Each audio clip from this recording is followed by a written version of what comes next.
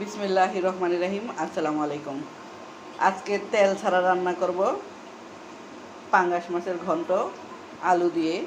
By the way, আমি Mahmuda Khanam, Mahmuda line থেকে সবাইকে স্বাগতম। রান্নার জন্য চুলায় হাঁড়ি বসিয়ে দিয়েছি, দিয়ে দিচ্ছি পানি,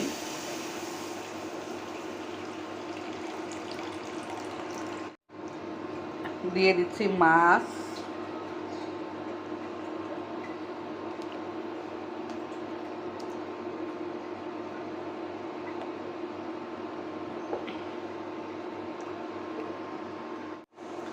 দিয়ে দিচ্ছি আলু,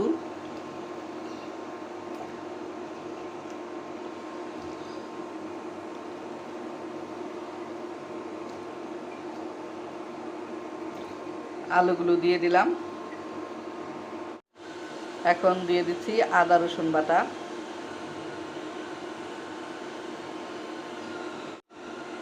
দিয়ে দিচ্ছি মরিচের গুঁড়া,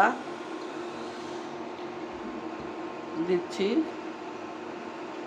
হলুদের গুঁড়া আর ধনিয়া গুঁড়া, স্বাদ মতো লবণ।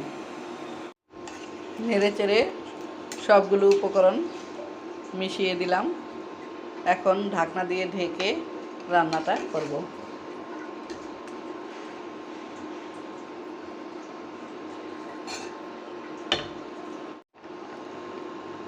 আলু আর মাছ ঢাকনা দিয়ে ঢেকে ফুল সিদ্ধ করে নিলাম।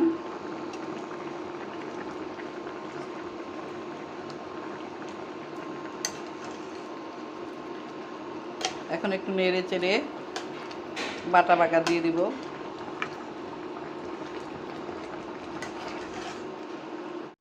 মাছগুলো সিদ্ধ হয়ে গিয়েছে, এখন নেড়ে চেড়ে একটু ভেঙে দিচ্ছি।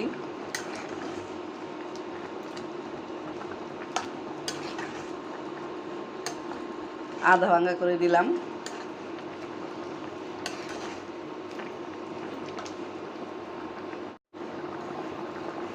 দিয়ে দিচ্ছি বাটা বাগার,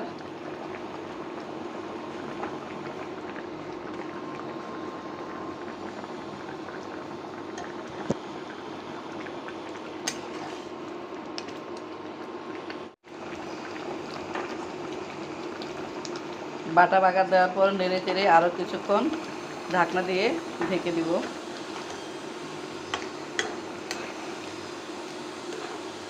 5 মিনিটের মতো ঢাকনা দিয়ে ঢেকে দেব।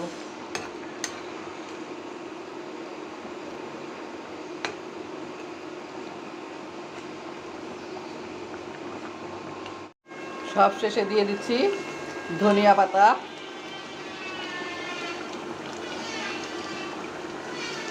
রান্না অলমোস্ট ডান। পরিবেশন করব গরম ভাতের সাথে।